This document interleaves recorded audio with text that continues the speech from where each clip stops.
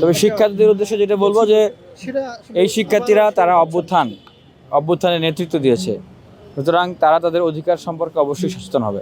যদি এই গণতান্ত্রিক মূল্যবোধ ঢাকা বিশ্ববিদ্যালয়ে আমরা এটাকে ডাকসুর ভিতর দিয়ে প্রাতিষ্ঠানিক জায়গায় নিয়ে না আসতে পারি, তাহলে আমাদের এই অভ্যুত্থান করে আসলে কোনো লাভ হলো না।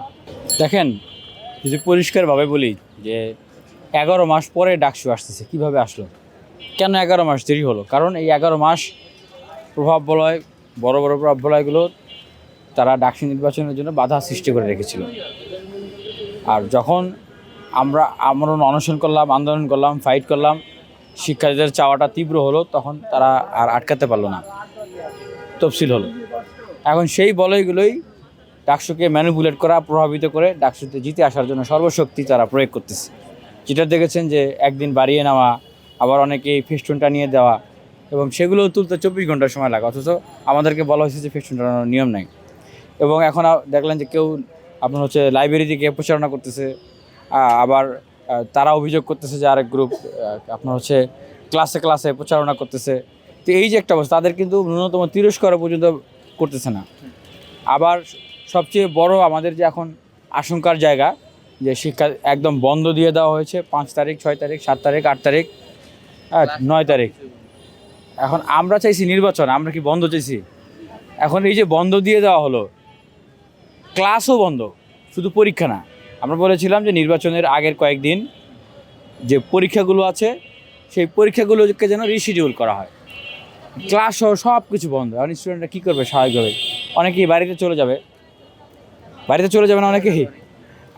আর তাহলে কি দাঁড়ালো? যারা পলিটিক্যালি যারা ক্যাম্পাসে আসে বা থাকতেছে, মূলত তারাই কিন্তু ভোট দিবে। আর একটা সংখ্যার জায়গায় কী তৈরি হলো, যে সেই দিন যদি কোনো ক্যাওয়াস লাগে, ক্যাওয়াস তৈরি হলে স্বাভাবিকভাবেই যারা সাধারণ স্টুডেন্ট তারা কিন্তু আগাবে না, আসবে না অনেকেই। তাহলে কি এমনি স্টুডেন্টরা কম, তার মানে কি আপনার মাঠ তো ফাঁকা। এখন এই পরিস্থিতি দেখে এখন শিক্ষার্থীরা যা বোঝার তারা বুঝতেছে যে এটা হলো একটা গভীর ষড়যন্ত্র আসলে এই ডাকসুকে নিয়ে। এখন এইটাই যে যদি বিশ্ববিদ্যালয় প্রশাসন এই বড় বড় শক্তিগুলোর কাছে এইভাবে জিম্মি থাকে, তাহলে ওনারা একটা কাজ করতে পারে। ওনারা যেই দল সবচেয়ে বড় তাদেরকে বিপি দিয়ে দেখ, তারপরে ছোট জিএস, তারপরে ছোট এজিএস, এইভাবে করে দিয়ে দেখ। এই সাজানো পাতানো নির্বাচনের তো দরকার নেই। তবে আমি এটা বলতেছি না যে আমি এখন তাহলে নির্বাচন চাই না। এই ডাকসু নির্বাচন এটা কেবল নির্বাচন না, এটা শিক্ষার্থীদের অধিকার আদায়ের একটা আন্দোলন। এটা নতুন করে জেকে বসা দখলদারিত্বের বিরুদ্ধে বিশ্ববিদ্যালয়ের শিক্ষার্থীদের প্রতিবাদ, ফাইট। এই নির্বাচনের ভিতর দিয়ে শিক্ষার্থীদের প্রকৃত বন্ধুকে শিক্ষার্থীদেরকে নিয়ে আসতে হবে, যারা শিক্ষার্থীদের পক্ষে কথা বলবে, তাদের অধিকার নিয়ে কথা বলবে।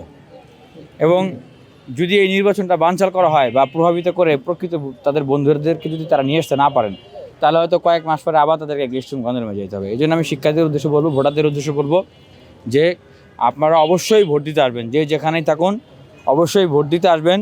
এবং এই যে অপতৎপরতাগুলো, এই যে ষড়যন্ত্রগুলো, এগুলো মোকাবেলা করে, যে প্রভাব বলয়গুলো, এগুলোকে মোকাবেলা করেই আপনাদের প্রকৃত বন্ধুদেরকে আপনাদেরকে নির্বাচিত করতে হবে।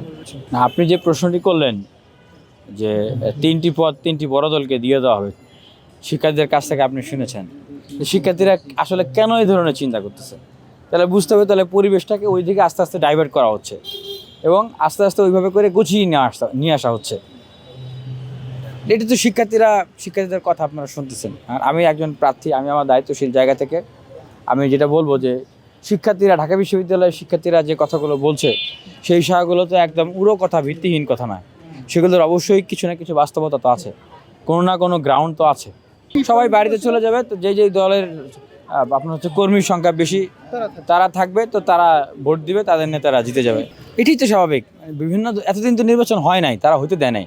এখন যখন বাধ্য হয়েছে নির্বাচন দিতে হবে, ঠিক আছে, তাহলে আমাদেরকে জিততে হবে বা আমাদেরকে জিতায় দেন। তাহলে কোন প্রক্রিয়া জিতায় দেন? তাহলে এই নানান রকমের প্রক্রিয়া, আমরা যা খুশি তাই করবো, আমাদের কোনো বিচার আচার হবে না।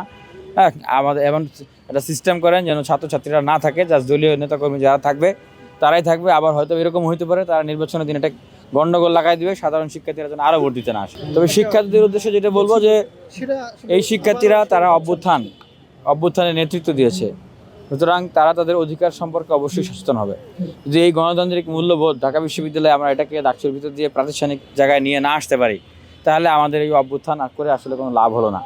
তাহলে দেখা যাবে যে এখন হয়তো অনেকেই ভাববেন যে প্রতিবাদ করে আমার কি লাভ। দেখেন, আগামীর যে ঢাকা বিশ্ববিদ্যালয় আসবে, যদি আপনাদের প্রকৃত বন্ধুদেরকে আপনারা না নিয়ে আসতে পারেন বা প্রকৃত বন্ধুদেরকে আপনারা আপনাদের সামনে না পান, তাহলে আপনাদেরকে আবারও গেস্ট রুম গণরুম করাবে। ঠিক আওয়ামী লীগের সময়ে যেভাবে করে দখলদারিত্ব হলো সেইভাবে হবে, আপনাদেরকে শোষণ করবে, নিষ্পেষণ করবে।